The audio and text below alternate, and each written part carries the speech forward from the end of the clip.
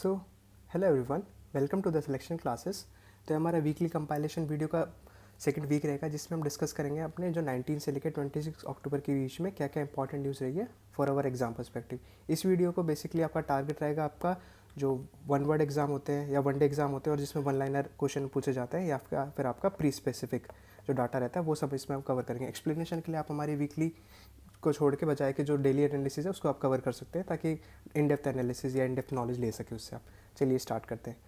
तो मैंने क्या करा, आपके इंडेक्सिस में आपका 6 सेगमेंट में डिवाइड कर दिया है, जिसको आप देख सकते हैं। जिसमें जो आपके जीएस के वेरियस सब्जेक्ट होते हैं उन सेगमेंट में डिवाइड कर दिया, ताकि आपको रिवीजन में भी आसानी रहे और आप सेगमेंट वाइज देख सको। तो इसमें हम कोशिश करेंगे आपका सेगमेंट में क्या क्या कवर करा है। मैंने बायोडाइवर्सिटी के मामले में इसमें आपके स्पेसिफिकली स्पीशीज़ को कवर करा है। स्पीशीज़ में आपकी जो इसमें आपकी गिबन स्पीशीज़ थी, देन आपका पेंगुइन वाली स्पीशीज़ थी, देन एक वल्चर से रिलेटेड था, देन बाओबाओ ट्री से रिलेटेड था, एक आर्टिकल थे, वो हम कवर करेंगे। डिसीज़ के मामले में आप इस हफ्ते कुछ काफ़ी इंपॉर्टेंट डिसीज़ रही है, जिसके बारे में आपके प्री स्पेसिफिक डाटा इंपॉर्टेंट हो जाता है, क्योंकि साइंस एंड टेक और आपका डिसीज़ टॉपिक कहीं ना कहीं एग्जाम का फेवरेट टॉपिक रहता है।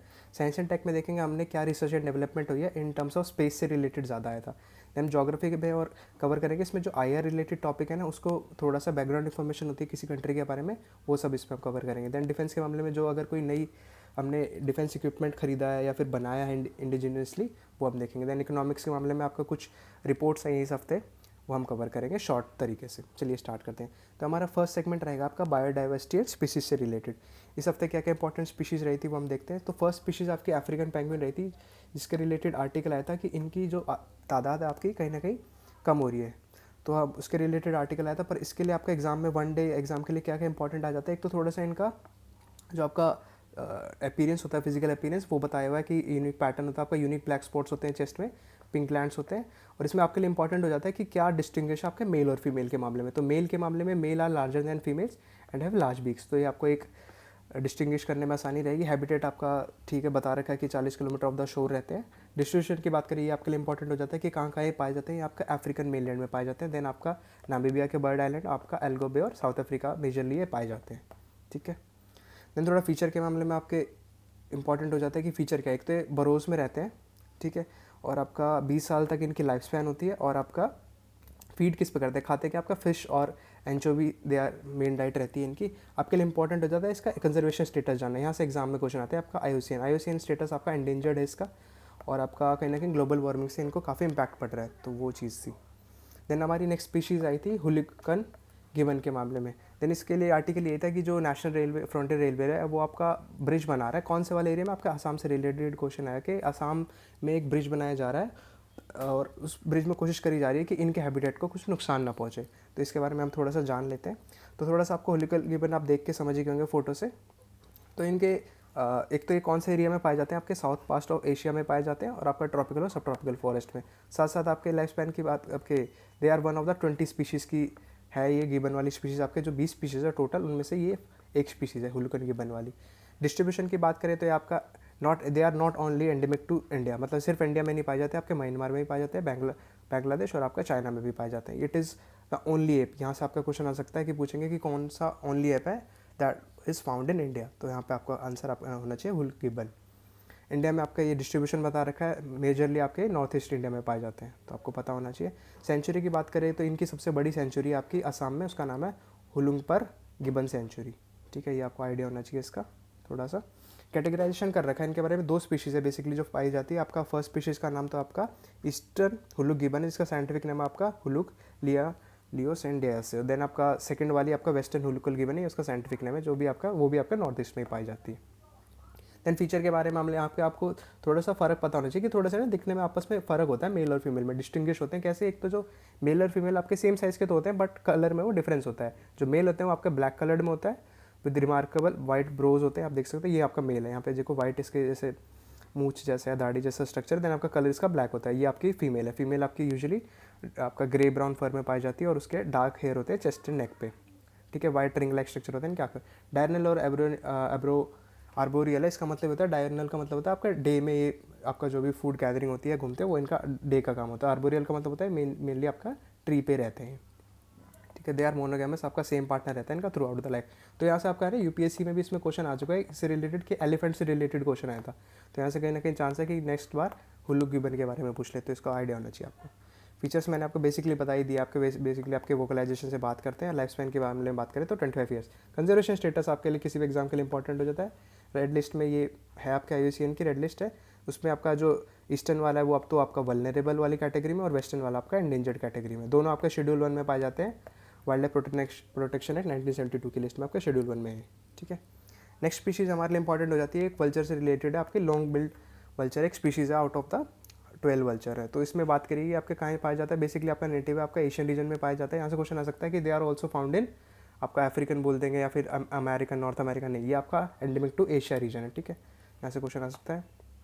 और थोड़ा सा आपको पता होना चाहिए इनका फिजिकल अपीयरेंस दे रखा है। हाँ, यहाँ पे आपका डिस्टिंग्विश फीचर ही हो जाता है कि फीमेल ऑफ द स्पीशीज, यहाँ उल्टा हो जाता है कि नहीं, उल्टा नहीं, वही है कि फीमेल आपकी छोटी होती है साइज में आपके मेल से।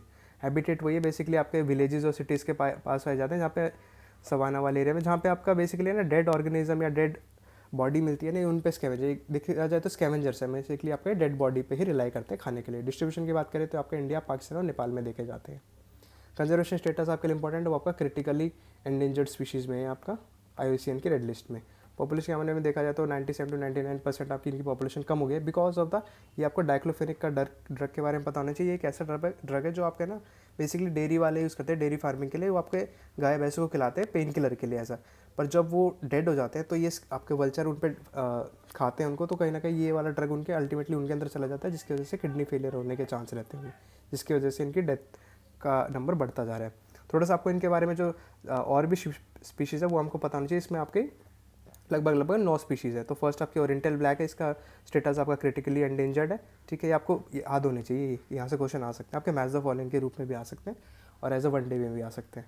एंड सेकंड होती है आपकी स्लेंडर बिल्ड वल्चर, आपका क्रिटिकली एंडेंजर्ड है, भी बेसिकली ज़्यादा आपकी क्रिटिकल एंडेंजर्ड है, 3 तो एक आपकी एंडेंजर्ड है, ये भी क्रिटिकली एंडेंजर्ड है।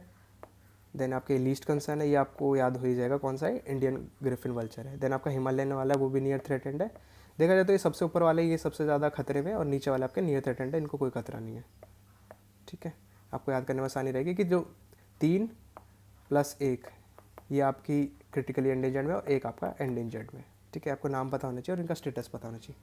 नेक्स्ट न्यूज़ हमारी एक पेड़ से रिलेटेड थी, ट्री का नाम है आपका अफ्रीकन बाओबाब। तो क्या स्पेशल फीचर है इसके बारे में, न्यूज़ तो यही थी कि इनकी तादाद कहीं ना कहीं कम हो रही है, अफ्रीकन रीजन में मेजरली ये पाए जाते हैं। तो इनके बारे में ये थोड़ा सा फीचर हम जान लेते हैं। एक तो ये लॉन्ग लिव डेसिडियस फॉरेस्ट है, जिनकी हाइट आपके 20 से 100 फुट तक पाई जाती है। आपका ब्रॉड ट्रंक होता है, देखा जाए तो देख सकते हो इनका अपीयरेंस है ना नॉर्मल ट्री से अलग है, क्योंकि देखो यहाँ से तो हर ट्री आपका ब्रॉड होता है, पर यहाँ से वो एक्सपेंड कर लेता है, पर इसके केस में ऐसा नहीं है, बेसिकली आपका सेम ही है, ज़्यादा फर्क नहीं आ रहा है इसकी हाइट में।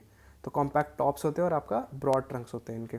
हाँ, स्पेशल फीचर ये है ना, इनकी उम्र आपकी 1000 ईयर्स ओल्ड भी पाए गए हैं। एक पेड़ है आपका जिम्बाब्वे में जिसकी उम्र आपकी लगभग 2500 साल है, तो काफ़ी लंबा पीरियड ये सर्वाइव कर सकते हैं। डिस्ट्रीब्यूशन की बात करें तो बेसिकली आपका साउथ अफ्रीका और वेस्टर्न मेडागास्कर के रीजन में पाए जाते हैं।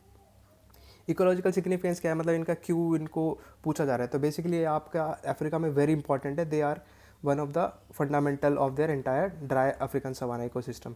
देखा जाए तो ये आपके सॉइल इरोजन में मदद कर ना हो, उसमें मदद करते हैं। आपका रूट सिस्टम इनका बहुत मैसिव होता है, ये आपका रेनी सीजन में आपका वाटर स्टोर कर लेते हैं, जिसको हम इनके ड्राई सीजन में ये यूज़ कर लेते हैं। आपके फ्रूट भी लगते हैं इसके ऊपर, जो फ्रूट है वो आपका विटामिन C से भरपूर होता है, तो अच्छा रहता है फॉर द अदर स्पीशीज़। और आपका इसका क्रिटिकल रोल है आपके इकोसिस्टम में, ठीक है। आपका शेल्टर प्रोवाइड करता है और क्लाइमेट चेंज में आपके खतरा ना हो उससे मदद करता है आपका, ठीक है। आपका बता रखा है कि जो इसका फ्रूट है वो हाई फाइबर कंटेंट में होता है और आपका प्रमोट्स आपका growth of bacteria in the gut के लिए मदद करता है। आपका नेक्स्ट सेगमेंट है आपका डिसीज़, ये भी आपका one of the important segment है फॉर किसी भी एग्जाम के लिए। तो फर्स्ट इंपॉर्टेंट काफ़ी डिसीज़ आई थी इस वीक की, तो फर्स्ट न्यूज़ आपकी है कालाजार से रिलेटेड। तो कालाजार से रिलेटेड यही न्यूज़ थी कि कहीं ना कहीं WHO से हम सर्टिफिकेट मांग रहे हैं कि इंडिया ने भी आपका एलिमिनेट कर दिया कालाजार को पूरी तरह से आउट ऑफ इंडिया, ठीक है। तो इसके लिए हमारे बैकग्राउंड इन्फॉर्मेशन इंपॉर्टेंट है, कालाजार के बारे में थोड़ा हमें पता होना चाहिए। पहला तो ये हो जाता है कि ये इसका जो वेक्टर है या मतलब क्या से ये स्प्रेड करती है, तो इसका बेसिकली आपका मलेरिया होता है, मलेरिया जो होता है उसके बाद ये इसका तो बेसिकली आपका कौन सा होता है, आपका पैरासाइट से फैलती है। हाँ, ये इंपॉर्टेंट है आपका पैरासाइट, ठीक है। कौन सा होता है आपका, इसको विस्कुलर लेशमेनियासिस बोला जाता है आपका, ठीक है।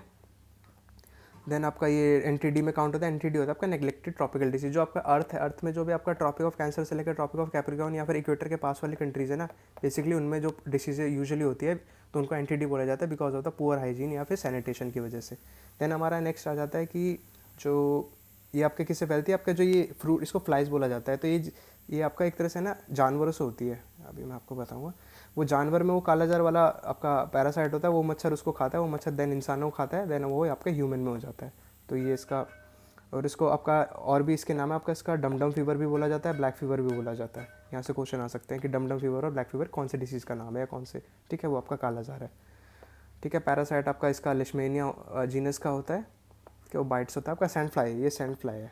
ठीक है, सिम्टम के बारे में बात करें तो आप देख ही सकते हो, आपका स्प्लीन एयर होता है, यहाँ पे होता है स्टमक के पास वाला, तो वो एनलार्जमेंट आपका स्वेल कर जाता है, लीवर स्वेल कर जाता है, देन आपका ब्लीडिंग होने लग जाती है, आपका ब्लैक स्किन आपकी ब्लैक होने लग जाती है, स्केली स्किन हो जाती है, आप देख सकते हो इस बच्चे की स्किन ऐसी टाइप की स्किन हो जाती है। देन अब बात करेंगे कफ खांसी, कमज़ोरी होती है, आपका सडन वेट लॉस होता है, ये सब इसके सिम्टम है। ट्रीटमेंट के बारे में मामले में बात करें तो इसके कुछ ट्रीटमेंट अवेलेबल है, जिसमें ये आपका ऑप्शन है जो ट्रीटमेंट अवेलेबल है। ये आपको बेसिक आइडिया होना चाहिए कि ये वाले जो आपका पोरोमाइसिन, मिलोफाइसिन और आपका मल्टीड्रग थेरेपी, ये कौन से डिसीज से रिलेटेड है, तो ये आपका कालाजार से रिलेटेड है। ठीक है, ये आपको पता होना चाहिए। देन आपका नेक्स्ट डिसीज़ थी सिजोफेरेनिया, ये एक इंपॉर्टेंट डिसीज़, इससे रिलेटेड हिंदू में ना एडिटोरियल आया था, तो ये आपके लिए इंपॉर्टेंट हो जाती है। इसमें बात वही करी थी कि जो ये वाली डिसीज़ है इसके लिए आपका एफडीए ने कुछ ड्रग अप्रूवल दिया है, किसी ट्रीटमेंट के थ्रू बनाई गई है इसके लिए, उसका नाम आपका कोबिफेन है, ओरल मेडिसिन का नाम है। पहले हम इसके बारे में जान लेते हैं कि वैसे है इस डिसीज़ के बारे में है क्या, वो आपको पता होना चाहिए। तो ये वन ऑफ द क्रॉनिक आपका मेंटल डिसऑर्डर डिसीज़ है। इसमें क्या होता है कि आपके पर्सन की सोचने समझने की क्षमता को अफेक्ट करता है, कहीं ना कहीं आपका मेंटल प्रॉब्लम है दिस इज़, जैसे डिप्रेशन आप वो है उस कैटेगरी की प्रॉब्लम है, इसमें पर्सन आपका थिंकिंग पे अफेक्ट करता है। ये आपका बेसिकली यंग एडल्ट में पाई जाती है, और आपका ये बोला गया कि 100 में से एक पर्सन को ये कहीं ना कहीं डिसीज़ है ये, और मेन को ज़्यादा खतरा है इसके डिसीज़ का होने का कंपैरेटिवली वीमेन। ठीक है, सिम्टम के मामले में बात करें तो ये दीज आर द सिम्टम की नर्वसनेस, रेस्टलेसनेस, कमजोरी आएगी, डिप्रेशन है, एंजाइटी है, वही ना जो भी सारे डिप्रेशन से रिलेटेड सिम्टम होते हैं वही सब है। तो हो सकता है किसी आप पर्सन को आप जानते हो तो उसको ये हो सकती है because of the depression, low energy level है, देन आपका अनक्लियर थिंकिंग, ये सब इसके बेसिक सिम्टम बताए हुए हैं। ट्रीटमेंट के मामले में बात करें तो इसके लिए एज सच कोई ड्रग अवेलेबल नहीं है। तो यहाँ से क्वेश्चन आ सकता है कि ऐसे बोलेंगे देर इज़ वैक्सीन और आपका ड्रग अवेलेबल फॉर सिजोफेरेनिया, नहीं, बट इसका आंसर आपका no, there is no cure for, ऐसा कुछ ड्रग अवेलेबल नहीं है। इसके लिए आपके बेसिकली आपका साइकोलॉजिकल ट्रीटमेंट्स दिए जाते हैं, जिसमें आपका थियरी आपका बिहेवियरल थेरेपी और सपोर्टिव साइकोथेरेपी दी जाती है टू रिड्यूस सिम्टम्स। ठीक है, इसके लिए मतलब एज सच कोई मेडिसिन अवेलेबल नहीं, आपका थेरेपीज़ दी जाती है और आपका साइकोथेरेपी दी जाती है। थोड़ा सा मलेरिया, देन आपका नेक्स्ट डिसीज़ आ रखी है मलेरिया। मलेरिया से रिलेटेड क्या है आपका आर्टिकल, इसका नंबर कहीं ना कहीं बढ़ रहा था, वो था, तो आपको बेसिक पता होना चाहिए। तो ये भी आपका पैरासाइट है, प्लाज्मोडियम पैरासाइट है, उससे होती है, कॉज इसका हुआ है। तो इसका मेन आपका जो सोर्स होता है वो आपका होता है मॉस्किटो। मॉस्किटो कौन सा, एनोफिलिस मॉस्किटो, आपका फीमेल एनोफिलिस मॉस्किटो। क्वेश्चन में आ जाएगा मेल, नहीं आपका फीमेल है इसका आंसर। ठीक है, और आपका लाइफ थ्रेटनिंग डिसीज़ है ये, कहीं ना कहीं अगर इसका इलाज टाइम पे नहीं होता है तो पर्सन की डेथ भी हो सकती है। सिम्टम के मामले में वैसे आगे भी कवर करा हुआ है, वो हम देखेंगे। तो ये बता रखा है 2021 का डाटा है कि कहीं ना कहीं 95% जो मलेरिया केसेस आपके अफ्रीकन रीजन में, और इतने केसेस आपके 6,19,000 केस आपके 2021 में इसके देखे गए थे। ट्रांसमिशन मैंने बता दिया, मच्छर से होता है, आपको फीमेल एनाफोलिस मॉस्किटो होता है। इसके दो स्पीशीज़ के नाम है जो मच्छर है आपका, प्लाज्मोडियम पैरिकम और आपका प्लाज्मोडियम वेवेक्स। सिम्टम के बारे में मामले में बात करें तो आपका हेडेक है, सिर दर्द होना, थकान होना, चक्कर आना, उल्टी होना, देन आपका मसल में पेन, आपका फीवर होना और चिल से ठंड लगना। इसके सिम्टम कई केसेस में आपके 10 से 15 दिन में भी देखे जाते हैं। ये आपके इसके सिम्टम के मामले में बात करिए। देन थोड़ा सा इसका प्रिवेंशन ट्रीटमेंट के मामले में देखें तो आपका इसके लिए ट्रीटमेंट अवेलेबल है, तो it is preventable and curable as well. मतलब देखा जाए तो मच्छर से हो रहा है तो आपका जो इसका कॉज है उसको खत्म कर दो, आपके लॉन्ग स्लीव पहनना शुरू कर दो, पानी इकट्ठा ना होने दो जगह पे जहाँ जिसके वजह से मच्छर पनपते हैं, वो आपके बेसिकली जो आपका डेंगू होता है, डेंगू में जो आप प्रिकॉशन रखते हो वही सब इसके लिए। तो इसके लिए आपका वही बताया गया, ट्रीटमेंट भी अवेलेबल है, आपके दवाइयाँ भी अवेलेबल है इसके लिए। देन हमारा नेक्स्ट इंपॉर्टेंट न्यूज़ आ रखा था कॉर्निया से रिलेटेड। तो कॉर्निया से रिलेटेड इंपॉर्टेंट आर्टिकल आ रखा था हिंदू में, उसमें बात करी गई थी, वैसे तो बता ही दिया था। इसमें बात करी गई थी जो ministry of health and family member है उसकी जो एक बॉडी आपकी थोटा transplantation of human organ tissues, उसने बोला है कि उन्होंने ऐसा प्रस्ताव रखा है कि जैसे जैसे कोई पर्सन अगर हॉस्पिटल में जिसकी डेथ हो जाती है तो हम उसकी फैमिली के बिना कंसेंट के भी उसका कॉर्निया निकाल सकते हैं, तो वो बात करी गई है। तो इसमें देखते हैं अभी फर्दर डेवलपमेंट क्या है वो हम बाद में। थोड़ा सा आपका बैकग्राउंड इन्फॉर्मेशन के मामले में आपको पता होना चाहिए कि कॉर्निया बेसिकली होता क्या है। तो कॉर्निया आपका थोड़ा ह्यूमन आई एनाटॉमी में आपको पता होनी चाहिए, कहीं से क्वेश्चन आ सकते हैं। तो ये आपका कॉर्निया वाला पार्ट आप देख सकते हैं। तो ये देखा जाए तो आपका इट इज़ आपका clear outer layer of in the front of the eye, तो ये आपके पीपल को आपका मदद करता है प्रोटेक्शन में। आपका आइरिस वाला एरिया होता है, आपका आइरिस आपका कलर देता है आँखों को, जो जिसकी ब्लैक ब्राउन या ग्रीन होती है वो आपका आइरिस की वजह से हो जाता है। ये आपका क्वेश्चन आ सकता है यहाँ से, कौन सा पार्ट आपका कलर के लिए रिस्पॉन्सिबल है, वो आपका आइरिस है। आपका इंटीरियर चैम्बर, इसके अंदर विट्रस आपका फ्लूइड भरा होता है। और आपका कॉर्निया का बेसिकली मेन फंक्शन क्या होता है, थ्रू मतलब यहाँ से आपका लाइट आएगी, वो आपका रिफ्रैक्ट करेगा लेंस पे, देन लेंस आपका यहाँ पे फोकस करता है। तो ये आपका मेनली आपका रिफ्रैक्ट और बेंडिंग द लाइट इसका फंक्शन होता है, ठीक है। तो ये it is one of the responsible होता है, आपका लाइट जो भी आँख में पास हो रही है वो आपके इसके लिए रिस्पॉन्सिबल होता है। ये आपका यूवी रेज से भी प्रोटेक्शन करता है आपको। इन्फो के मामले में बात करें तो कि यहाँ पे है ना आपकी ब्लड सप्लाई तो नहीं होती, पर बेसिकली आपके काफ़ी ज़्यादा नर्व्स एंडिंग हो जाती है, तो काफ़ी सेंसिटिव पार्ट हो जाता है आपका एक। और इसके मामले में कि अगर थोड़ी बहुत आपका स्क्रैच वगैरह कुछ चोट लग जाती है अगर थोड़ा सा, तो वो तो आप अपने आप ठीक कर लेते हैं। अगर कोई मेजर कुछ स्क्रैच आ जाता है तो वो उसको ठीक करने में आपको ट्रीटमेंट की ज़रूरत है। अगर आप टाइम से नहीं लोगे तो कहीं ना कहीं विजुअल इम्पेयरमेंट की भी दिक्कत हो सकती है आपको। थोड़ा इसके बारे में बताया गया था क्यों कॉर्निया अपने डोनेशन के लिए इंपॉर्टेंट हो जाता है। तो एक बात तो यही करिए कि कहीं ना कहीं अपने ने अपने इंडिया में 60 लाख लोगों को कॉर्निया की ज़रूरत है, जिनको कहीं ना कहीं कॉर्नियल ब्लाइंडनेस है। और आपका होते कितने ट्रीटमेंट आपके 25,000 लगभग, कि 25,000 लोगों को ही कॉर्निया मिल पाता है, जिसमें से हर साल ना कहीं 20,000 तो नए केस ऐड हो ही जाते हैं। तो वही बात करी गई थी। और थोड़ा इसके बारे में बात करें कि आपका ना एक कॉर्निया 2 लोगों को विजन प्रोवाइड कर सकता है, तो that's a very good thing. और आपका 4 से 6 घंटे के अंदर अंदर इसको डेथ, जो आपकी पर्सन की बॉडी डेड हो गया उससे निकालना ज़रूरी होता है। देन आपका बैंक्स के मामले में बात करें तो इंडिया में 380 है, आपके बंगाल में आपके 14 आई बैंक्स हैं। देन हमारा नेक्स्ट सेगमेंट है ज्योग्राफी प्लस आई आर। तो आई आर ज्योग्राफी से रिलेटेड कोई न्यूज़ आई थी तो उसकी हम ज्योग्राफी कवर करेंगे, वो बैकग्राउंड इन्फॉर्मेशन इंपॉर्टेंट है फॉर एग्जाम। तो इसमें फर्स्ट न्यूज़ थी अपनी गलथिया बे। गलथिया बे आपका ये अभी रिसेंटली, गलथिया बे एक जगह का नाम है, वहाँ पे नया पोर्ट बनाने की बात हुई है। तो उस पोर्ट की आपको लोकेशन पता होनी चाहिए एक तो वही न्यूज़ थी। तो इसमें इंपॉर्टेंट आपका जो गलथिया बे, आपको मैं भी बताऊंगा। ये आपका गलथिया बे के कहाँ पड़ता है, आपका अंडमान एंड निकोबार आइलैंड का जो निकोबार वाला ग्रुप है उसमें आपका गलथिया बे यहाँ पे लाई करता है। तो यहाँ से क्वेश्चन आ सकता है कि गलथिया बे आपका कौन से आइलैंड ग्रुप पे लाई करता है, वो आपका है निकोबार आइलैंड, ठीक है। तो वही बताया गया था कि 13 मेजर पोर्ट बनाया जा रहा है जो कि एज ICTP का काम करेगा। ICTP होता है आपका इंटरनेशनल कंटेनर ट्रांसशिपमेंट पोर्ट, वो अभी आपको मैं शॉर्ट में बता दूंगा। लोकेशन के मामले में बात करी जाए तो क्यों ये एक स्ट्रैटेजिकली वेरी इंपॉर्टेंट हो जाती है, क्योंकि ये आपके यहाँ पे वेस्ट और ईस्ट दोनों को कनेक्ट कर रहा है। ये पोर्ट जो है आपका ना ऐसा है, ऐसे आपका मलक्का स्ट्रेट भी पास होता है, तो ये कहीं ना कहीं इंपॉर्टेंट हो जाता है आपका नॉर्थ, आपका साउथ ईस्टर्न कंट्रीज़ के ट्रेड के लिए भी, और आपका मिडल ईस्ट के लिए भी हम यहाँ से ट्रेड कर सकते हैं। स्ट्रैटेजिकली तो आप देख ही सकते हो कहीं ना कहीं इंपॉर्टेंट है ही, आपका सबसे कनेक्शन में पास पड़ रहा है, ठीक है। पोर्ट्स के मामले में आपको थोड़ा मैंने बेसिकली बताया था आपका कि इंडिया के पास अपने पास 12 मेजर पोर्ट्स हैं, जिसमें से आपका 90% आपका कहीं ना कहीं हम 70% आपका बाहर डिपेंड करता है। वो सब आपके लिए मेंस के लिए इंपॉर्टेंट है। मुंबई अपना सबसे one of the largest port यहाँ पे लाई करता है। कौन सी मिनिस्ट्री हैंडल करती है, आपका मिनिस्ट्री ऑफ शिपिंग हैंडल करती है इसको। यहाँ पे देख सकते हो आपका 13 मेजर लार्जर पोर्ट्स आपके इंडिया में, ये आपका लिस्ट आपको पता होनी चाहिए, ठीक है। आपके नाम है बेसिकली चेन्नई, कोलकाता, एनोर, जवाहरलाल नेहरू, कांडला, कोची पोर्ट, ये बेसिकली नाम है। देन हमारा नेक्स्ट सेगमेंट है आपका साइंस एंड टेक से, ठीक है। तो साइंस एंड टेक में जो इंपॉर्टेंट आपकी जो न्यूज़ रही है वो बेसिकली स्पेस से रिलेटेड ज़्यादा इंपॉर्टेंट न्यूज़ रही है इस वीक। तो स्पेस से रिलेटेड पहली न्यूज़ होती है आपकी स्पेडेक्स के आपका स्पेस डॉकिंग एक्सपेरिमेंट। तो क्या था ये एक्सपेरिमेंट, इसके बारे में बेसिकली आपकी बात करें तो ये आपका एक इसरो का एक्सपेरिमेंट है, जिसके अंदर बात करिएगी कि 2 तरीके के व्हीकल होंगे, आपका चेजर एंड टारगेट। ये आप देख सकते हैं, एक मिनट मैंने, तो ये आपका मान लो एक आपका चेजर है और एक टारगेट है। तो यहाँ पे बेसिकली 2 इक्विपमेंट्स होंगे, 2 व्हीकल होंगे, वो इंटरकनेक्ट कर सके, आपका कनेक्ट कर पाएंगे, वो इंटरकनेक्शन कर पाएंगे। वो किसके लिए यूज़ होंगे, आपके for the assembling of space station, refuelling और ट्रांसफरिंग एस्ट्रोनॉट। तो यहाँ से क्या है, अगर एक एस्ट्रोनॉट आपका जैसे स्पेस स्टेशन है तो वो आपका स्पेस में रह रहा है, यहाँ से हम इंडिया आपका अर्थ से कोई अपना स्पेस शटल भेजेंगे, वो आपके इसमें जाके कनेक्ट हो जाएगा, वहाँ से आपका एस्ट्रोनॉट जा सकते हैं, रिफ्यूलिंग कर सकते हैं, आपका कार्गो भी भेज सकते हैं, वो इसके लिए यूज़ होएगा आपका। इन्फो के मामले में आज सच कुछ इसमें इंपॉर्टेंट है कि पहली बार नहीं हुआ है, इससे पहले भी आपका रशिया कर चुका है, उसका नाम था आपका सोवियत यूनियन था उस टाइम, कॉस्मोस 186 और कॉस्मोस 188।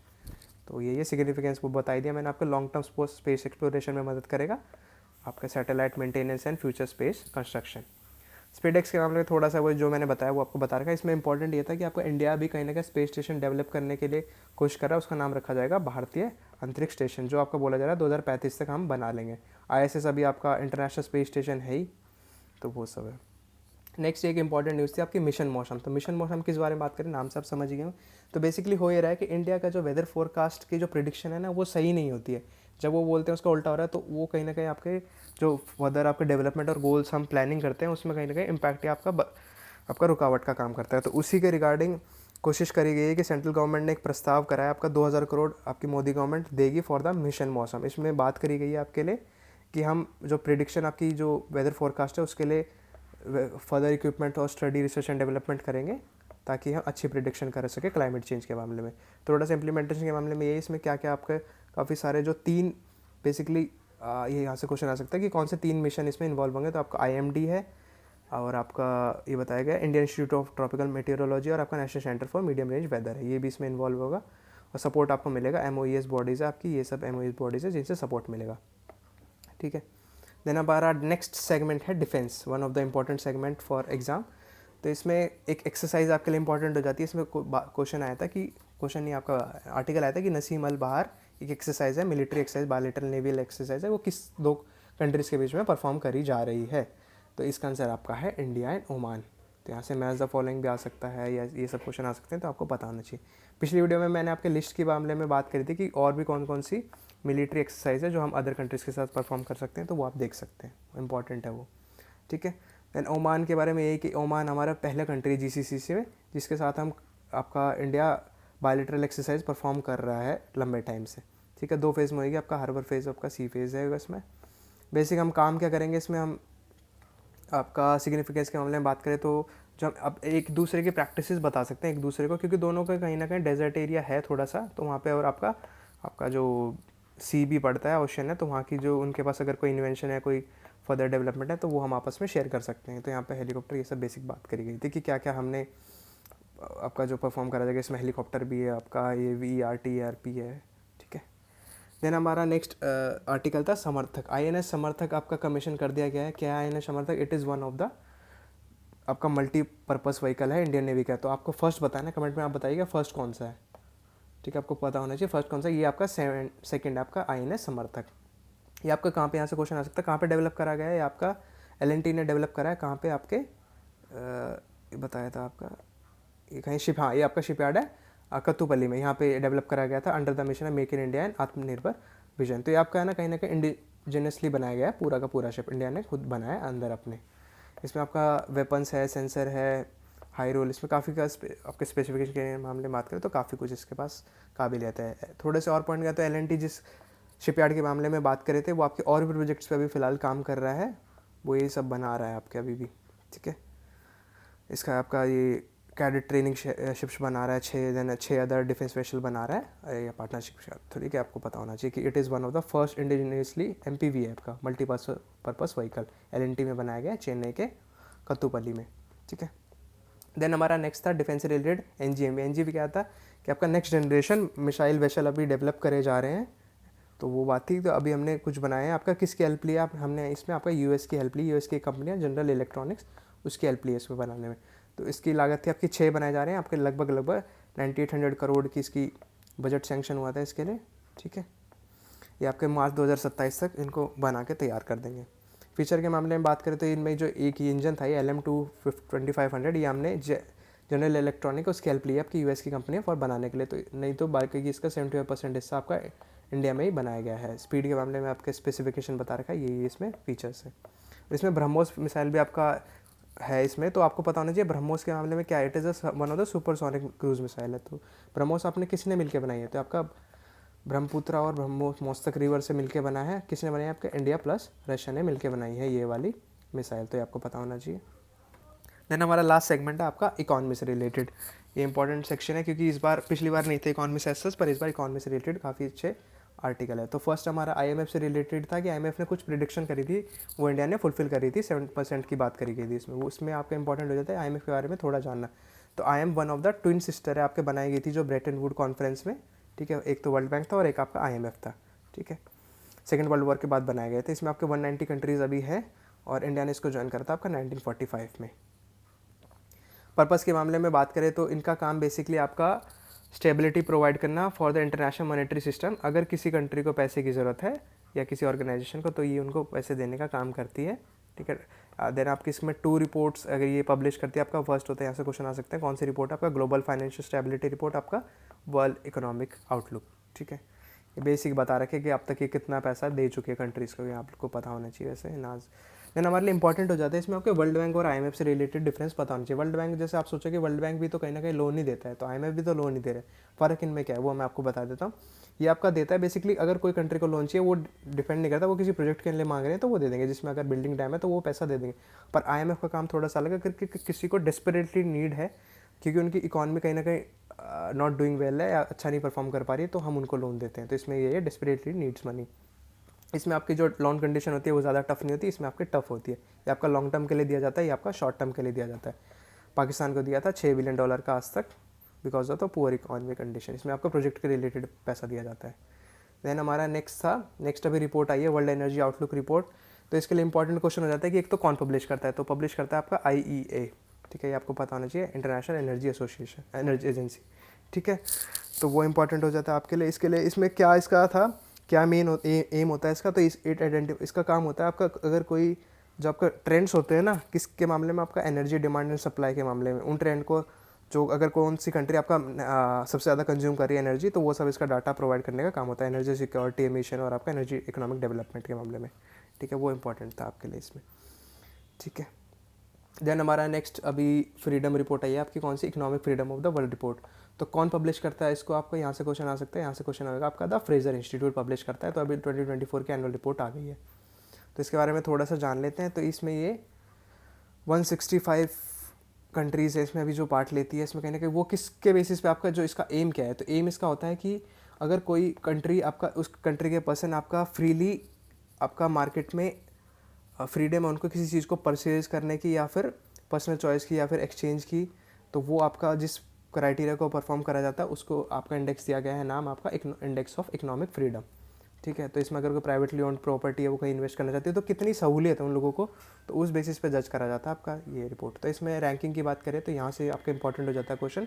इसमें आपका हांगकॉन्ग फर्स्ट नंबर पे आया है, सिंगापुर सेकंड पे, थर्ड आपका स्विट्जरलैंड, आपको टॉप 3 तो पता होने चाहिए। देन इंडिया अपना 84th रैंक पे है, ठीक है। और आप देखोगे तो जो आपकी नेबरिंग कंट्री है इंडिया की, नेपाल आपका 86 पे है, भूटान आपका 98 पे है, और देखोगे चाइना तक भी आपका 104 पे है, श्रीलंका 123 पे। तो हम कहीं ना कहीं अपने जो नेबरिंग कंट्रीज है उसमें हमने टॉप करा है, ठीक है। देन हमारा लास्ट का आज का ये रहेगा हमारा आर्टिकल, तो जो था वो आपका ई श्रम से रिलेटेड। तो ई श्रम पोर्टल अभी लॉन्च करा गया है फॉर फर्दर डेवलपमेंट, उसमें कुछ थोड़ा चीज़ें इंप्रूव करने की कोशिश करी है। तो आपका बेसिकली इंपॉर्टेंट हो जाता है कि ई श्रम पोर्टल आपका काम कहाँ आता है। तो ये आपका कौन डेवलप करता है, आपका union minister of labour and employment इसको लॉन्च करा है। थोड़ा इसके मामले में जान ले तो ये होता क्या है, बेसिकली आपका जो इसकी मिनिस्ट्री कौन सी इंपॉर्टेंट है, आपकी ministry of labour and employment, ठीक है। एम के मामले में बात करें तो ये आपका डाटाबेस प्रोवाइड करता है किसके लिए, अनऑर्गेनाइज वर्कर्स के लिए, ठीक है। ये इंपॉर्टेंट है, यहाँ से आपको पता होना चाहिए कौन सा सेगमेंट आपका अनऑर्गेनाइज वर्कर। तो बेसिकली आपको कैटेगरी पता होनी चाहिए कि कौन कौन सा आपका अनऑर्गेनाइज वर्कर है, तो ये सब सेगमेंट है आपके कैटेगरी है। तो इसमें आपका कंस्ट्रक्शन वर्कर है, माइग्रेंट वर्कर है, गिग वर्कर है, स्ट्रीट वेंडर है, डोमेस्टिक वर्कर है, देन आपका एग्रीकल्चर वर्कर और अदर कुछ होते हैं। देन थोड़ा सा इसके बेनिफिट्स के मामले में बात करें तो आपका इसमें क्या प्रोवाइड करता है, आपको इसका जो कार्ड है ना वो आपके all over the country valid है। और आपका जो इसमें आपका एक्सीडेंटल इंश्योरेंस भी कवर है 2 लाख रुपए तक का, और आपका जो पार्शियल डिसेबिलिटी तो इसमें 1 लाख रुपए तक का कवर है इसमें एक्सीडेंटल इंश्योरेंस। ये आपका सोशल सिक्योरिटी प्रोवाइड करता है, और कहीं ना कहीं आपके स्टेट और सेंट्रल गवर्नमेंट को हेल्प करता है प्रोवाइडिंग असिस्टेंस ड्यूरिंग पेंडेमिक्स में, ठीक है। कहीं ना कहीं इस मामले में बात करी गई है। तो ये ऑर्गेनाइज सेक्टर को मदद करता है आपका ई श्रम पोर्टल, ठीक है।